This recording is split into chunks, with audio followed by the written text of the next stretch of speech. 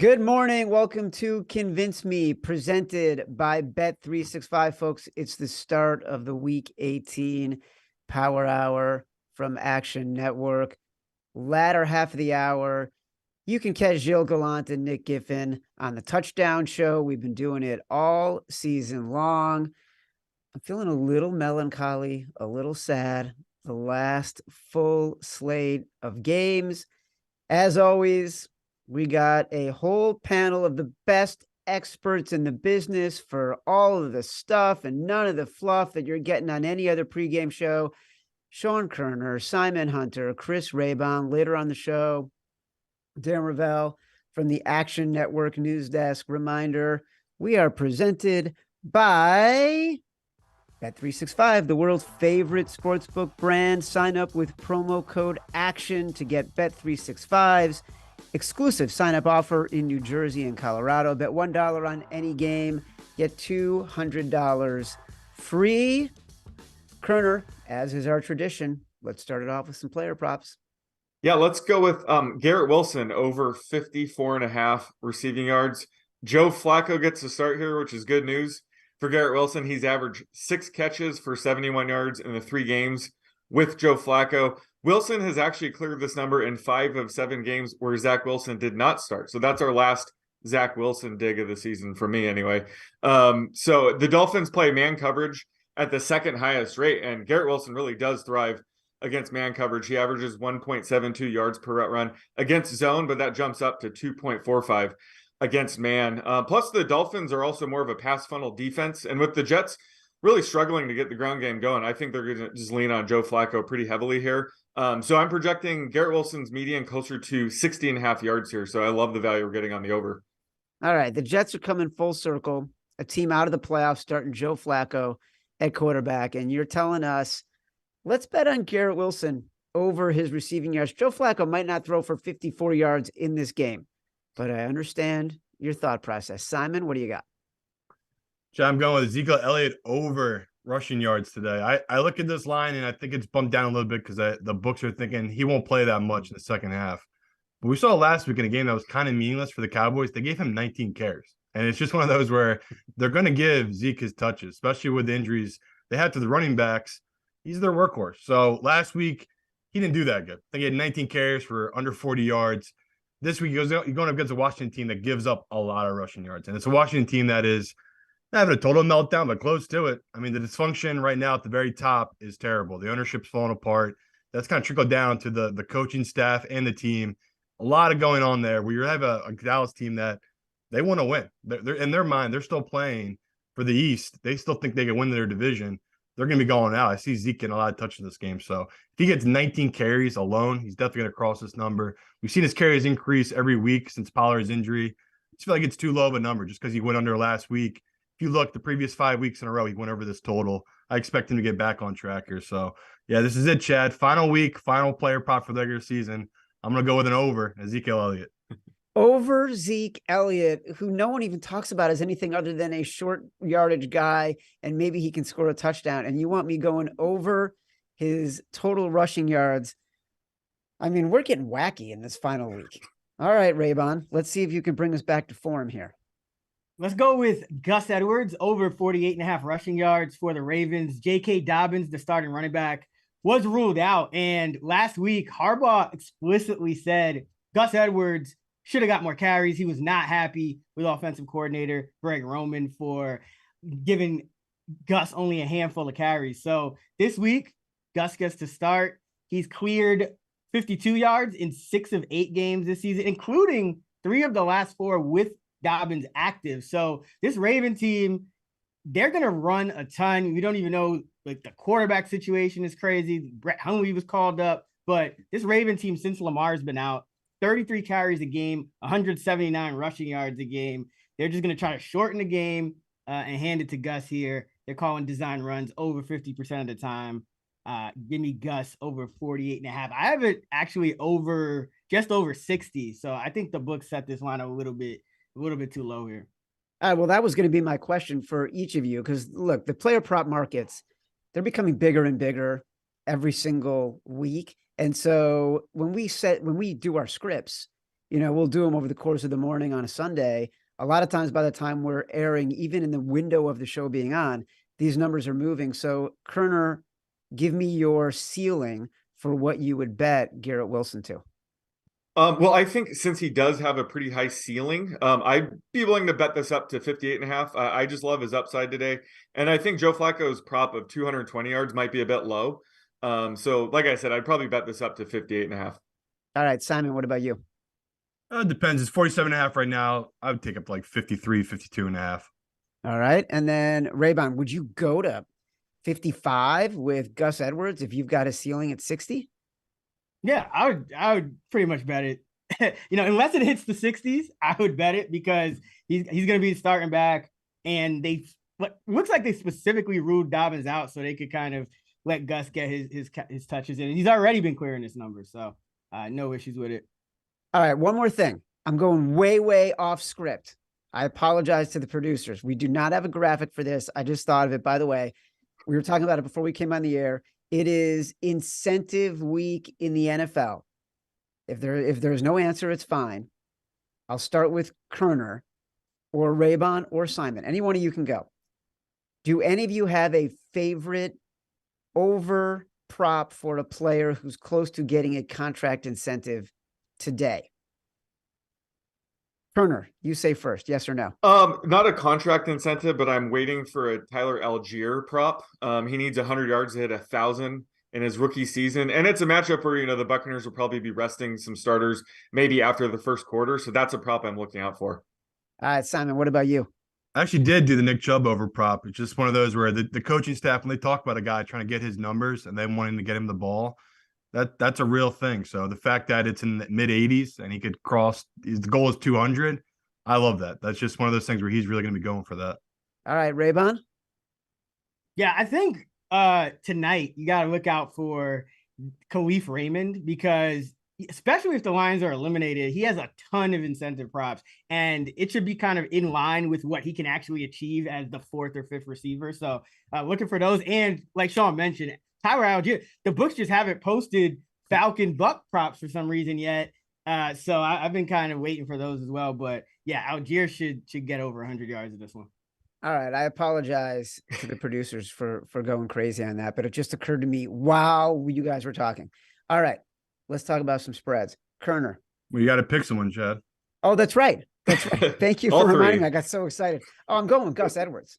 Like, no doubt. I'm not putting my faith in Joe Flacco to pass the ball to anybody. I don't know. I like Elliott, but there's so many circumstances with what could be happening in that Cowboys game. I don't trust what the game plan can be.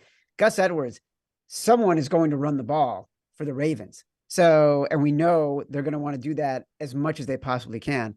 Give me Gus Edwards. Now, thank you for Simon for reminding me. I appreciate it. It took me like 18 weeks, and I think this is only the second time I've done that for any pick. All right, Koerner, give me your props. Or your spread. Yeah, so I'm going with the Rams +6 here. So according to our luck rankings, the Rams rank 25th while the Seahawks rank 11th. So that's a luck rank differential of 14. Games of this season with a 10 or more luck differential, the unlucky team has covered 57% of the time.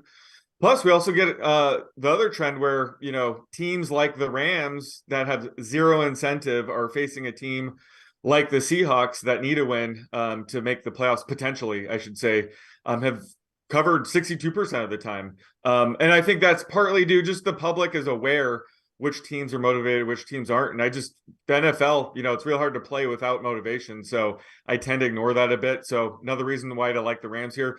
Plus, since joining the Rams in week 14, Baker Mayfield has been playing pretty well. He ranks 11th in QB rating, 12th in EPA per play out of 34 qualified quarterbacks. So figure he's only going to get better as he builds chemistry within this offense. So the extra week, could be better. And, on the Seahawks side, Tyler Lockett should be playing at less than 100% if he does suit up with his leg injury. And the forecast calls for rain. So this should be a lower scoring game. Even more reason I like getting 6 points here. All right. Rams +6. A lot of that last 2 week team that has been eliminated, playing against a team that has a chance. That's been a really fun trend that we've talked a lot about on the show the past couple of weeks. Simon, talk to me. I'm going with Atlanta, -4, -4.5. Just one of those gross favorites this week. A team that no one cares about because they got nothing to play for. Going against everyone's favorite team, Tampa. Team that just locked it up. A team that I don't think is going to play anybody. And that's why those props aren't up. Like, I've been looking too. I was going to bet that. And, I think it's the Brady effect. It's like, is Brady going to play? And all the rumors everyone's heard is that, yeah, he's going to take a couple snaps. I don't think he plays. I honestly don't. The fact that this number's been sitting at 4 all week, even though all the money's been pouring on Tampa, and it just hasn't budged. And we've seen it go up to 4.5 in a couple books. That's, I think, people are viewing this game like I do, which is they already played this year. And it was like a 21-15 kind of battle that Atlanta easily could have won that game if the referees didn't make the, calls go a certain way. Now you're taking away the only thing that's made this Tampa team good all year, which is Brady. They are a bad team. Like, we're literally looking at two teams that are, easy to say, bottom 15, bottom 12 in the league. That's just, the AFC South is bad. Now you're taking away the key position, the best player on that team, Tampa, which has kept them above water all season. It's going to be a nightmare. So if it's Gabbert, if it's Trask, I love this matchup for this Atlanta team because their identity is to run the ball. And the last time they played, they ran for 150 on this Bucs team. So Bucs are going to be resting defensive players as well from that D-line. I love all the stuff matching up towards this team, Atlanta, indoors, at home, final game of the season. And most teams that are saying they're not playing for anything, we've seen Atlanta, they've played these last couple weeks hard, even though they're not playing for anything. It's just a young team that's hungry. So I like these kind of teams in these final weeks that are hungry and young, going up against a veteran team that's resting for the playoffs in the next week. So I get, people don't really get why this number is what it is. It totally makes sense when you really break it down and think about it. Brady's not going to play in this game. All right. Atlanta Falcons. You really got the nerve to come on this show the last week of the year, tell people to bet the Atlanta Falcons as favorites. All right. Raybon, what do you got? I'm going with the Carolina Panthers +3.5 at the New Orleans Saints. And I just think this is too many points for a Carolina offense that is being underrated in the market. Sam Darnold, among 43 quarterbacks with at least 150 dropbacks this year, he is first in completion percentage over expectation, third in completion percentage overall, and third in EPA per play as well. And then the run game for Carolina since McCaffrey left, 5th in rushing yards per game, 7th in rush EPA per play, 4th in rushing touchdowns per game. And this Saint team, they won 3 in a row, and they've been playing really good defense. But this Carolina team put up nearly 1,000 yards over the last 2 weeks alone. They're averaging 26 with Darnold. And New Orleans hasn't scored more than 21 on their win streak. So this is not the type of team that's going to throw it all over the yard and try to take advantage of Norman as much as, Tom Brady would and did last week. So the biggest weakness of the Panthers right now, that banged up secondary, not going to be as big of a factor here. Division game, getting more than a field goal this year with a total of 47 or less. Those are hitting 61% of the time. So give me the Panthers one more time before we get out of here. Yeah, this is a really tough one. Simon, I'm going to need your help here because full disclosure, and you can see this in the Action Network app. You can follow me. You can follow all of us in the app. I bet all 3 of these games, but I bet the Falcons with more anxiousness than the other ones. Simon, I loved, and I think you did too, earlier in the week, we talked about on the Favorites podcast, this Panthers at 3.5. It got bet down to 3, and then it came back up to 3.5. We had talked about the Saints and the Panthers. We like the Panthers. A lot of the wise guys we know, they liked the Saints. Help me unpack this one. What are you feeling about this game right now? Well, I'd say if I had to make a choice between the two, the issue with the Rams is you're probably not going to be able to get that 6 anymore. Like, the pros have come in, they've taken the 6.5, they've taken the 6. So you would have to find that. It's going to be hard to shop around and find the 6, but if you can, yeah, we like that number. But I feel like Chris is getting the key number, the good number, 3.5. Talk all the time. There's just the math that backs it up. That's just such a key, important number. So to me, if you miss the 6 on the Rams, the smart play here is definitely go with Chris. All right, I agree. I like the Rams better in this spot. All of the metrics line up. What's on the field lines up. My 1A choice is the Rams +6. My 1B, if you can't find the Rams, is Panthers +3.5. As I said, full disclosure, I bet all of them. All right. Let's go to Darren Rovell on the news desk. Thank you, Chad, and what a glorious week 18 it is. Let's first get to the interesting splits that we have. The Bills minus 7.5 against the Patriots, 70% of the bets and 64% of the money on the Bills. Vikings minus 6 against the Bears, 85% of the bets and 81% of the money on the Vikings. Bucks Falcons, Bucks +4, 72% of the bets and 79% of the money on the Bucks. Giants Eagles, at least 2 touchdowns for the Giants. Giants plus went 14, 15, 16, 73% of the bets, 85% of the money on the Giants. And finally, the Cowboys, 7-point favorites against the Commanders, 77% of the bets and 79% of the money on the Cowboys. Now let's get to interesting totals. Cowboys Commanders, 40, the over is getting 90% of the bets and 83% of the money. Steelers Browns, 40.5. The under is getting 81% of the bets and 70% of the money. Giants Eagles, 43, 69% of the bets and the money are the over of 43. And the Bills Pats, 68% of bets and the money at 43.5 on the over there. Now let's get into some incentives and or records. We'll first start with records. Tom Brady could have his first losing season besides 2008 when he was injured if they do not beat the Falcons today. Brady is, as I said, they are 4-point dogs, but plus 176 if you think that Tom Brady and the Bucks will win and he will avoid that losing season. Another one that's interesting is Hayden Hurst, the tight end from the Bengals, coming back from his week 13 injury. He has 2 catches. If he gets 2 catches, he'll have $125,000 coming his way. If he gets 100 yards, he'll have $125,000 his way. Can he do it? Well, you'll get plus 750 on 70-plus receiving yards on Hayden Hurst. Well, unfortunately, his career high is 68 yards in 2020. All right, let's get to some win totals. There are a bunch of teams that are yet undecided on win totals.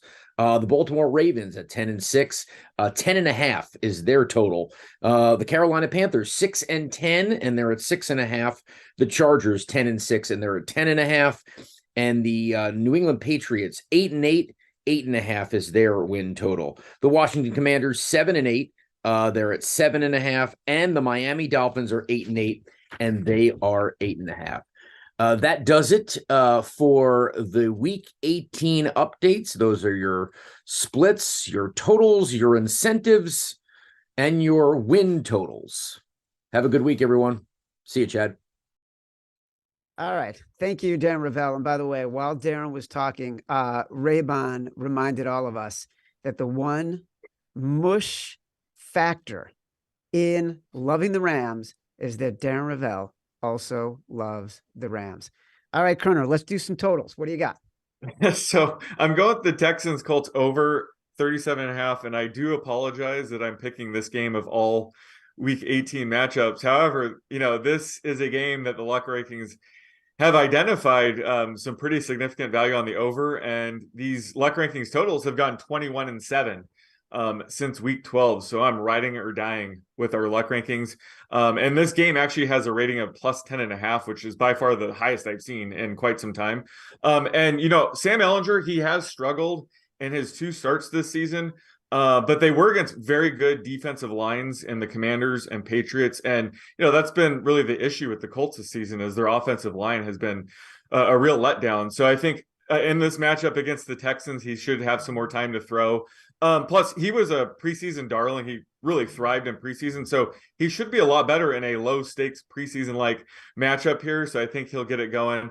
And, we also have an assist when it comes to refs here as well. Jerome Boger will be the ref here, and he's the over machine. The over has gone 126-95, so 50% over rate. And that's because he tends to call defensive holding and PI calls at a much higher rate than he does offensive holding calls compared to other refs. So we have luck rankings and ref trends here, Chad. That's why I like the over 37.5. you're just playing to my biases. It's like if I had called on Raybon first or Simon first, and they knew they had the opportunity to talk about refs and luck rankings, then they might be in the lead right now. But instead, nah, that was S tier. I could have never done that. Sean just convinced us of a Texans Colts tank fest over. By the way, I could have never done that. I could have never done that. That was amazing. It is in the spirit of the show, right? Like we started off talking about player props and everyone going over on relatively well-known players. Can we get back to the gross? Can we get back to the ugly? There's not going to be anything. This might qualify as ugliest pick of the year. Yeah. We might have to do a whole new awards category. Ugliest pick of the year. This might be it. Over 37.5 on the Colts and Texans. Simon, convince me otherwise. John, I'm going with the under in the Seahawks-Rams game. I feel like Sean touched on it when he was taking the Rams of this is a good matchup for a slug it out divisional game, final week of the year in bad weather. And we know it's supposed to be really bad weather up there in Seattle. And then he took on the flip side. Lockett is banged up. That's a big deal that he's probably going to be playing this game, but not at 100%. So we saw last week that Jets defense really shifted everything towards DK. They didn't really do that much. It was kind of the Mike White giving them short fields. They were able to put up points last week. Gino just hasn't been the quarterback these last couple of weeks he was early in the year. The offense kind of sputtered because the people, these defensive coordinators, they get paid to figure out these guys' strengths and weaknesses. The book is a little bit out on Gino. You just have to force him to the opposite side.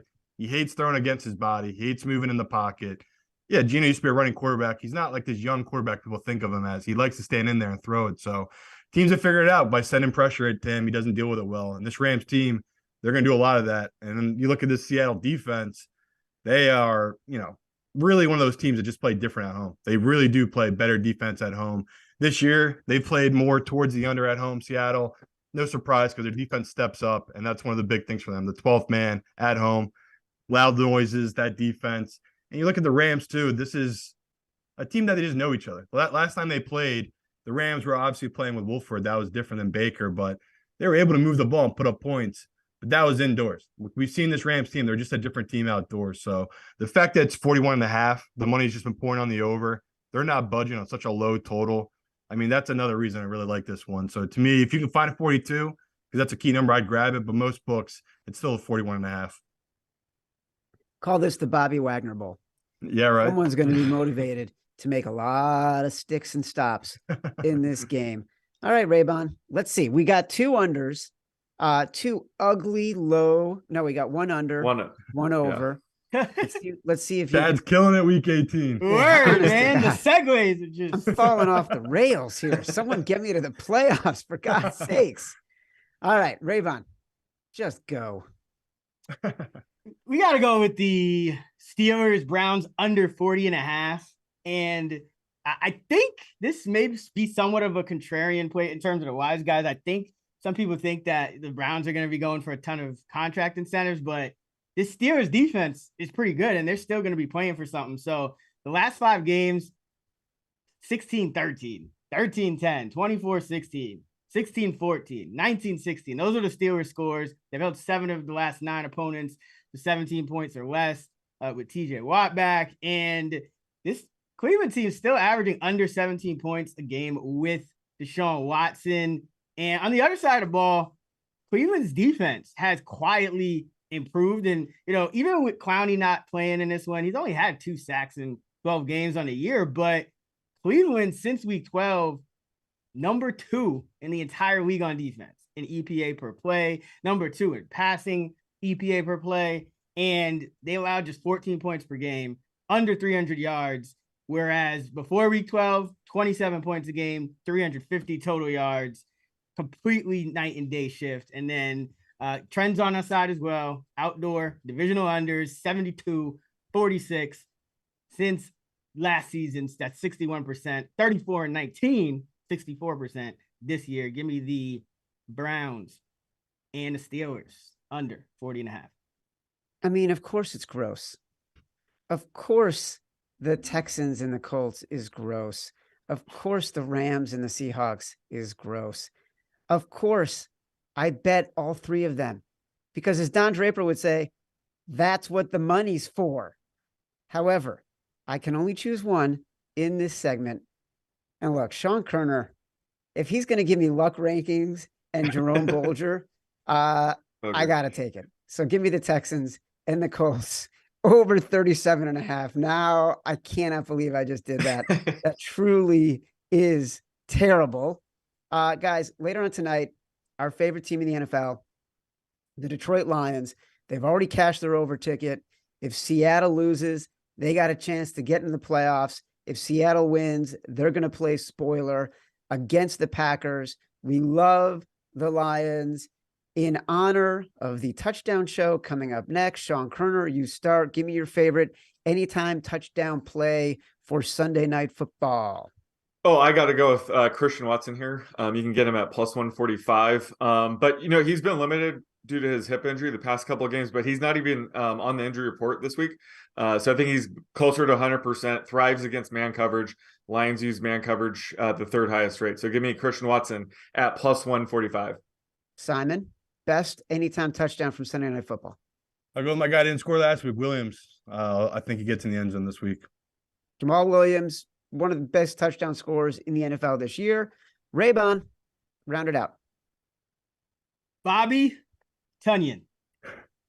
Oh, God. Bobby Tonyan. All right. Best anytime touchdown, best bets from the team. We got Christian Watson. We got Jamal Williams. We got Bobby Tonyan. That is it for week 18. A full season flawless, some would say, from Sean Koerner, from Chris Raybon, from Simon Hunter. I'm Chad Millman, Darren Rovell, Samantha Previte, who was with us for fantasy all season long, our fantastic producers. Everything we're talking about, you can get in the Action Network app. Go download it for free. It's awesome. Let's kick it to the touchdown show. Take it away, Gilles Gallant and Nick Giffen. Thank you, Chad, and the whole Convince Me crew. Another great show as always, but now welcome to the Touchdown Show on the Action Network presented by Bet365. I'm Gilles Gallant with the Action Network, joined every week with my man, Dr. Nick Giffen. Nick, it's week 18, bit of a somber feeling because it is the end of the year, so another football season coming to a conclusion. But like week 18 in years past, touchdown betting can be tough because some teams are resting. Some teams have major incentive to win. Others, like Houston and Chicago, could just be tanking for the first pick. Yeah, absolutely. And it makes it a really tough slate, like you said, for all those reasons. And I know I personally found it hard to even come up with my third pick, but I did get my third pick in there. So with it being harder than usual, we're still going to be able to focus on those marquee matchups with, some teams, like you said, having nothing to play for, but we still got plenty of things to play for in some of these games, and that's absolutely where we'll be focusing with the marquee matchups. And also, we found our buys and sells for this week, and we have our official anytime touchdown picks for today's slate. So for any additional picks, make sure you're following both Gilles and myself in the Action app. Yeah, motivation, Nick, is questionable today, but who isn't questionable from a motivation standpoint? That's Bet365, because they're setting us up for another special anytime touchdown boosted parlay today. It's going to be two players, no gimmicks, just some boosted odds for a nice little touchdown parlay we can try to win. Now, also make sure to look out on the Action Network Twitter account for our contest, because if you guess who scores the first touchdown in Lions versus Packers, you can win $100 with the correct answer. The Touchdown Show is also presented by Bet365, the world's favorite sportsbook brand. If you sign up with promo code ACTION, you'll get Bet365's exclusive sign-up offer in both New Jersey, Colorado, and now Ohio. All you got to do, bet $1 on any game, you get $200 free. It's just that simple. Nick, I want to get started. I got one bet that I love. This is a familiar face in my touchdown betting time here. And we're going to go right to Patriots versus Bills. And I'm going to take Dawson Knox at plus 240. And Nick, now Knox has scored touchdowns in 3 straight games. And even though last week, we were talking off air, we kind of disagreed last week on what the value should be on Dawson against the Bengals. Instead, now we're getting the Patriots, a team that has allowed the second most touchdowns to tight ends in the NFL with 10. And also, I don't really get the pricing over plus 200, Nick. I've been quite vocal about how when Knox is over plus 200, he's an auto bet for me.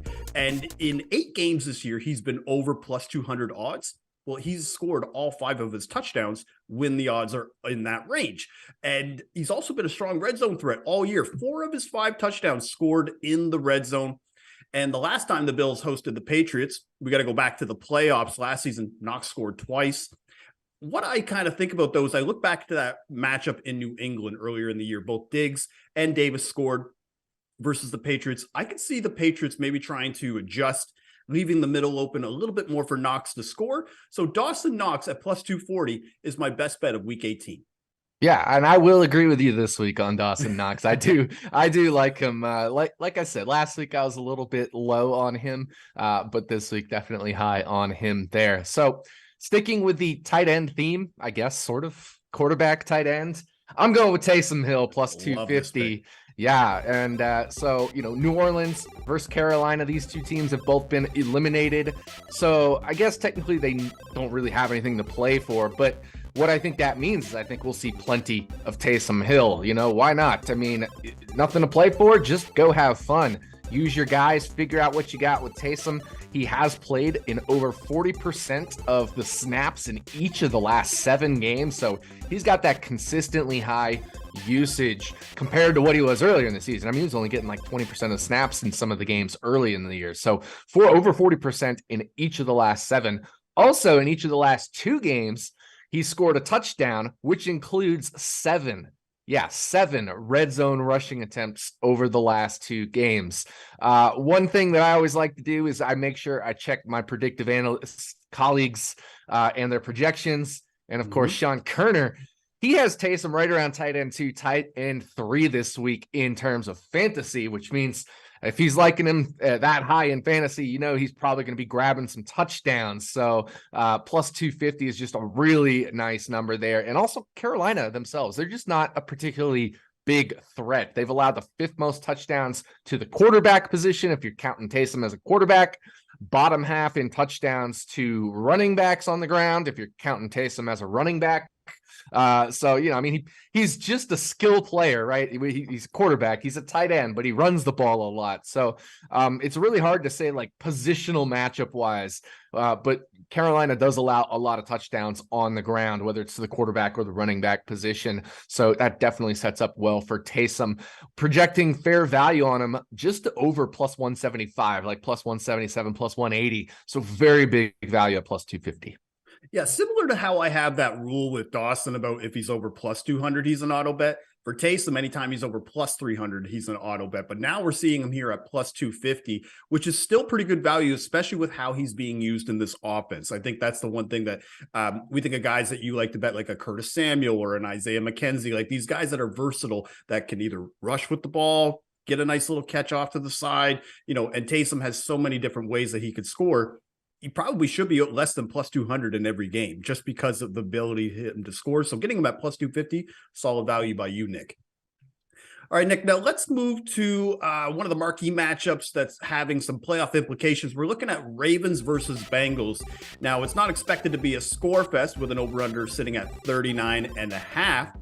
But some of the guys that I've been looking at to buy and to sell in this game, one of the guys that I am buying, Nick, is T. Higgins at plus 125. Now, he didn't play in the first matchup against Baltimore earlier this year when they lost 19-17, but a lot of the same Ravens personnel last year, and he torched them. 19 catches and 2 touchdowns in 2 games. Like, he had over almost 30 targets in those 2 games as well. And the Ravens defense, fairly strong, but they do give up a ton of passing yards and catches to wide receiver. They're both bottom 5 in both of those categories.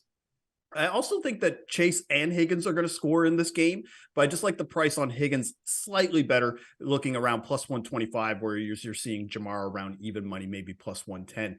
But as far as who I'm selling, Nick, I got to sell the Bengals tight end. I'm selling Hayden Hurst in this matchup strictly because of the presence of Roquan Smith. And ever since he has come from Chicago to Baltimore, tight ends really haven't done anything against this team.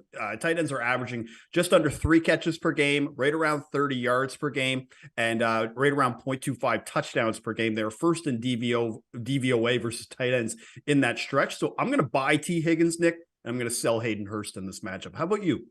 Yeah, I'm right there with you. I am buying T. Higgins, and I am selling Tyler Boyd. So I'm just going to throw those two in together because it's kind of the same reasoning on both. So Baltimore defensively is best versus the slot wide receiver. They are fourth in defensive pass DVOA in passes over the middle, whereas on the outside where Higgins lines up, they're 20th and 17th. They're also 7th in defensive DVOA on shorter passes and 31st on deeper passes. And of course, Tyler Boyd has the shorter ADOT at 9.1 yards per target, and T. Higgins has the longer ADOT at about 10.5 yards per target. So just right there with you. I think the way it sets up for Baltimore's wide receivers is going to be an outside wide receiver game, which tends to favor, like you said, Jamar Chase and T. Higgins. Plus, there's always the feel-good story of hopefully, T. Higgins grabbing a touchdown here after the tough situation last week. And we're just really glad that Damar Hamlin is making a recovery. And we obviously keep praying for more continued recovery there. Absolutely. It's going to be an electric atmosphere in Buffalo today with him now starting to recover. Before we move on to our second best bet, Nick, I'm going to go off script here. Who do you think's winning between Baltimore and Cincy here in this matchup? I think since he's going to win, I think it's, just a situation where they're the better team. Obviously, Baltimore in backup quarterback land there. Could be in third string, guys. Yeah, exactly. And here's the thing. If Cincinnati does win, then the Chargers have absolutely nothing to play for. They will be locked into the 6th seed no matter what they do against Denver. So there's some interesting correlated, betting options here for like Cincinnati to win and then Denver to cover the spread or win. But then also the flip side, if Baltimore does win, then the Chargers have everything to play for. So definitely some correlated betting land between these two games. And it does help that the first one's at 1 and the second one's at 4. Absolutely. So something to keep in mind on. Great point, Nick. Now let's move to our second best bet of the day. I'm going to be moving to the afternoon slate, looking at one of your Commanders today versus my Dallas Cowboys. I'm going to be taking the rookie wide receiver, Jahan Dotson, at plus 300. Now, Nick, 21 touchdowns. That's the first stat I just want to say right off the bat. That's how many touchdowns the Cowboys have allowed to wide receivers this year. Honestly, I feel like I could just stop the explanation just saying 21 touchdowns and just bet almost any wide receiver on the Commanders. But, there's more to it than just the surface stats. So, for example, outside receivers have destroyed this once revered defense of my Cowboys. 6 touchdowns alone in the last 3 games to wide receivers. And of the 21 touchdowns scored on them this season, nearly 60% of them are to the outside wide receiver position, which is why I'm not looking at more like slot guys like a Logan Thomas and maybe Curtis Samuel to a lesser extent. But why I bring that up is Dotson has mainly been lining up on the outside along with Terry McLaurin. I actually do like Terry as well. We were talking about him off air. He's around plus 220, plus 240. But Dotson, as a rookie, I mean, he's got 7 touchdowns in 11 games. He scored on the Cowboys last time they played. It's going to be a wait and see to see what we get out of Sam Howell today. But if he's slinging it like they say he's going to, I like Dotson to get one over the top, especially if the Cowboys start resting players maybe in the second half. So Jahan Dotson at plus 300 is my second best bet of week 18. All right, so let me get this straight. So you have Dawson and Dotson as your 2 picks so far. That's right. Just wanted to put that out there. I thought that was pretty funny. So we're going Dawson and Dotson land in Gilles land for it's our rivalry matchup, right? It's the Cowboys versus the Commanders, your team versus my team. Unfortunately, there isn't a whole lot to play for. If we want to talk correlated, betting, if the Eagles get up big early against the Giants, who Giants have absolutely nothing to play for, then all of a sudden Dallas has nothing to play for, because if the Eagles win, then the 1 seed, it's over. Yeah, the Cowboys are locked in to where they'll be. So win or loss doesn't matter for them. So then you could start them to see pull guys, starters, especially somebody like a Dak Prescott who hyperextended his knee last week. So just another correlated potential situation there. All right, let's move over to my second pick, and I am going to this Los Angeles Rams versus Seattle Seahawks game. And I'm going with Brandon Powell, plus 450 to get a touchdown. You can find those odds at bet365. One thing I think that's very interesting about Brandon Powell is his usage has increased a ton lately. 2 weeks ago, he played 62% of the snaps. And last week, he played 76% of the snaps. So really a massive usage increase from, down in the teens in terms of percent of snaps earlier in the year. And even in more recent weeks since Baker Mayfield took over, he was still only in the 30% range. So now he's more than doubled those snap counts to 62 and 76% of snaps the last 2 weeks. And he's the triple threat. He's the threat in all facets of the game. He can catch passes. They try to get him a couple runs every game. And he returns kicks, he returns punts, he returns kickoffs. So there's that little extra hidden factor of if he's able to break one on a return, that still counts for an anytime touchdown. So, just that triple threat there is really nice. Also, the Seahawks, they play zone defense at a top 3 rate in the NFL. And that really sets up well for Powell because he has 1.59 yards per route run versus zone defenses and only 0.24 yards per route run versus man defense. So he's like over 6 times more efficient versus zone defenses on a yards per route run basis. So that's just really nice for him. And then he gets a good matchup too of Seattle's main cornerbacks. They're 2 outside cornerbacks and then their nickelback Kobe Bryant. Well, Kobe Bryant has been the worst of the 3 in terms of target rate, catch rate, and yards per route run allowed. And Powell does line up in the slot over 50% of the time. So he should be seeing a lot of Kobe Bryant. We're projecting fair value right around plus 405. And that's without factoring in the potential for kick or punt return touchdowns. So if he does handle a couple of returns, it's probably pushes it even under plus 405 as fair value, maybe into the plus 390 range or something like that. So definitely like that. And I'm taking Brandon Powell as my second pick for week 18. Yeah, this is the type of game, Nick, where I feel like you can go down the odds board a little bit, especially on the Rams side, and find some value. Because initially I was looking at Tyler Higbee, for example, but right now he's around plus 275, not bad value, but it's kind of one of those things where it's like, I feel like the Rams are really going to open it up, especially with some of the rumblings about McVay potentially maybe not returning next year. And just there's a lot of turmoil from that. So I feel like the Rams are such a wild card that you can actually go down the board and find some awesome value. And you did with Brandon Powell. So kudos to you. All right, let's move on now to Sunday Night Football. Looking at the Lions versus the Packers with an over-under at 49.5, Nick. And, you got some of the usual suspects. You've got the A.J. Dillons, the Aaron Jones, Christian Watson at the top of the list, maybe Jamal Williams as well in a potential revenge game, even though he's played them now 3 times already. So I don't know why people keep stressing that angle.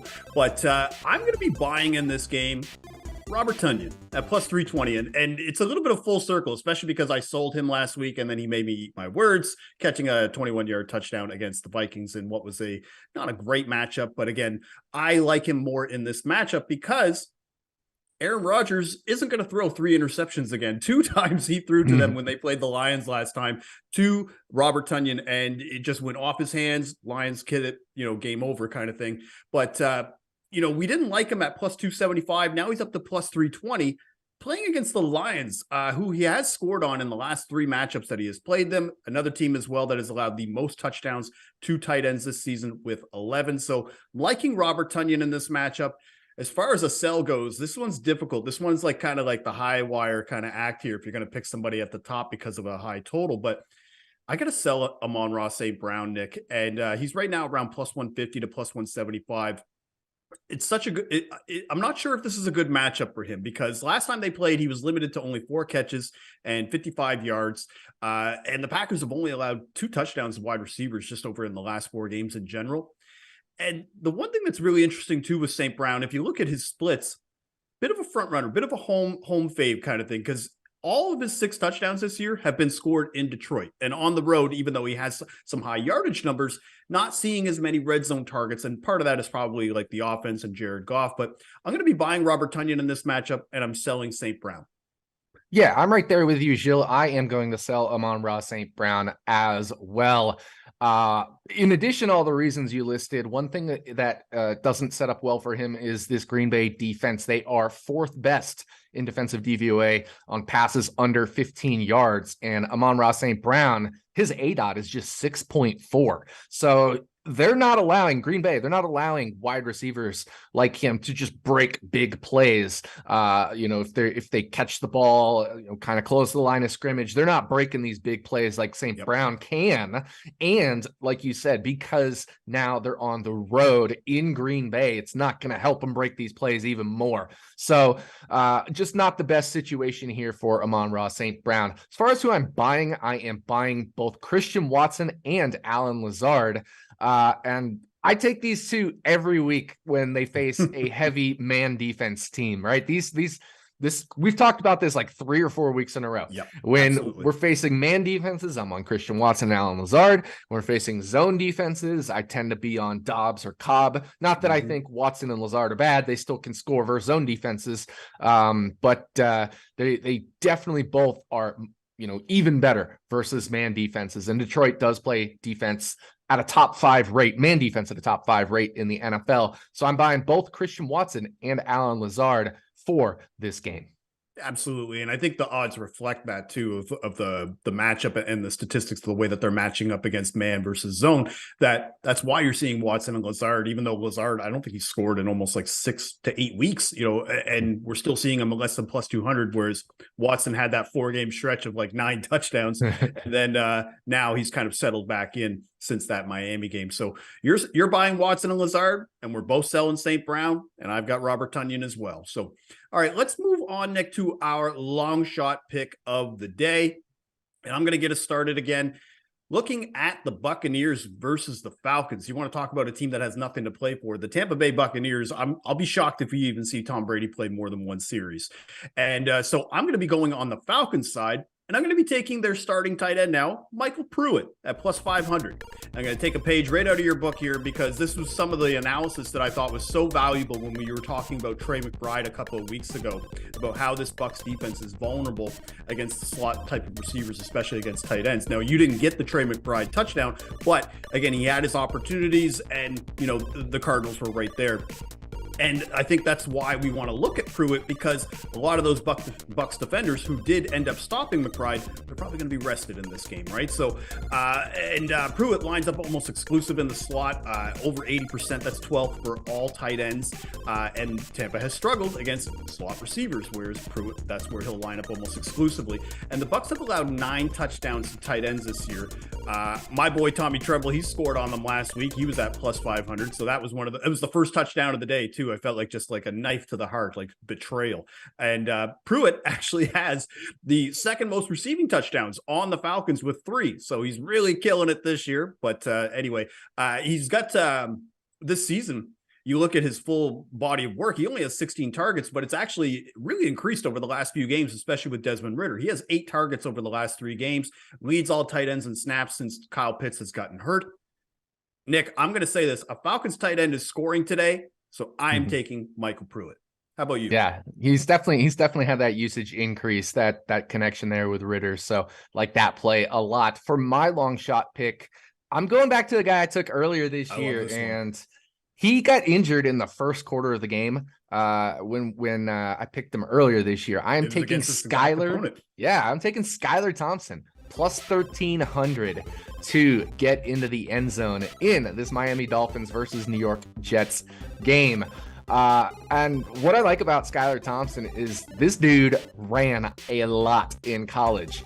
He had 26 career rushing touchdowns in college. And even in his last year in college, where he only had 4 touchdowns, they came on his 4 rushes in the red zone. So, this guy is just a running machine. He did have a couple injuries in his last year or 2 in college, which hampered his running stats. But prior to his injury, he was a running machine. And then we watched that first game that I took him earlier this year. He had a 9-yard scramble early in the game.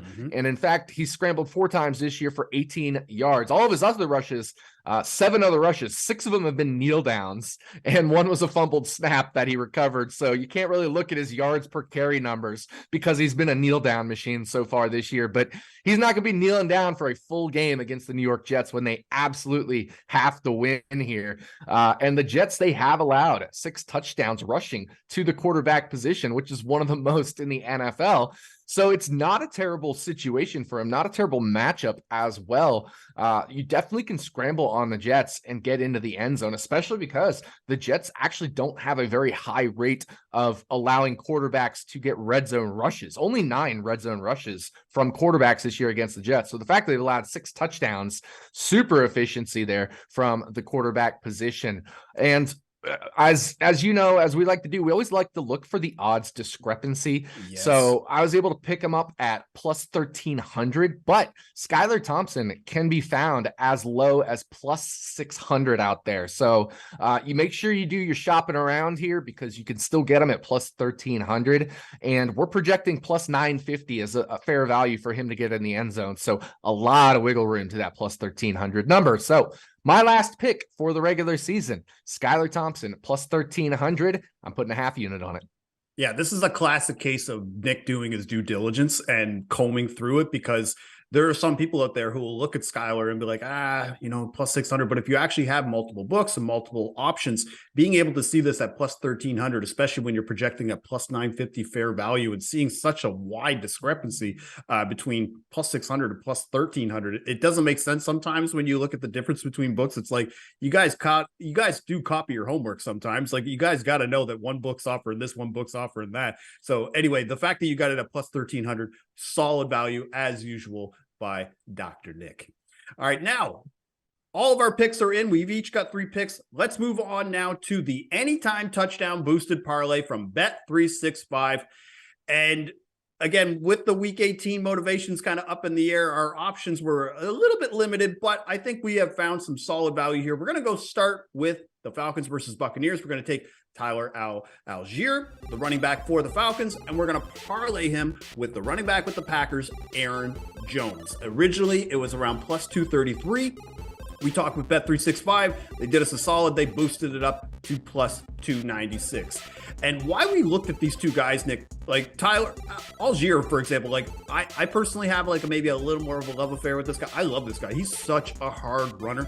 And the Falcons are really like, it's like they're trying to remember now that, hey, yes, you have Cordero Patterson, but this guy is equal or probably better. They're starting to use him a lot more now, and he's done well with the reps. 45 carries over the last 3 games, just around 300 yards and 2 touchdowns in that span. And we talked about the Bucs. They're obviously a strong run defense, but again, I doubt that we'll see a lot of those starters like Vita Vea, Akeem Hicks, the guys that are really going to be the run stuffers. I doubt they're going to play much in this game, so that should only aid Algier. And fun fact about Algier, he actually has more rushing yards this year, Nick, than Austin Eckler, Alvin Kamara, Jonathan Taylor, and Aaron Jones. What's funny is if you look at Aaron Jones, he may have had a down year, but he's still rushed for over 1,000 yards. He's got 5 receiving touchdowns, 7 touchdowns on the year. I think because the Packers were struggling as a whole, you would think that, okay, well, Jones is struggling too. And the last time the Packers hosted the Lions last season, Aaron Jones scored 4 touchdowns. In 2020, when they hosted them, he scored 3 touchdowns. So Aaron Jones is in a solid spot here. And the Lions defense, yes, they have slightly improved, but again, they've still allowed 22 rushing touchdowns this year. It's not like these guys are world beaters. They're bottom 5 in rush yards. And we're seeing them, Nick, as low as minus 110 at some books. So Aaron Jones and Tyler Algier is our parlay today. What can you tell us more about what kind of projected and fair odds we have for this parlay?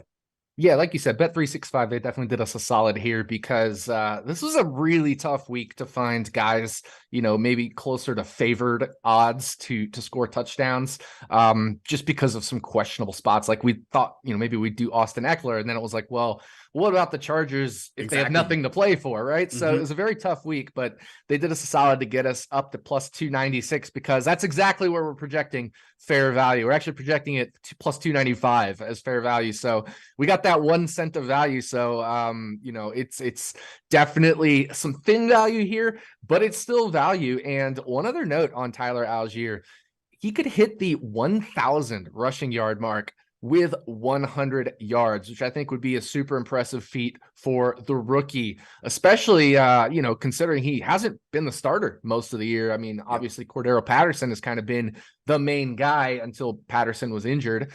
So I think that'd be a great feat for Tyler Algier. So we got Algier, we got Aaron Jones, and that is our boosted odds parlay for the week.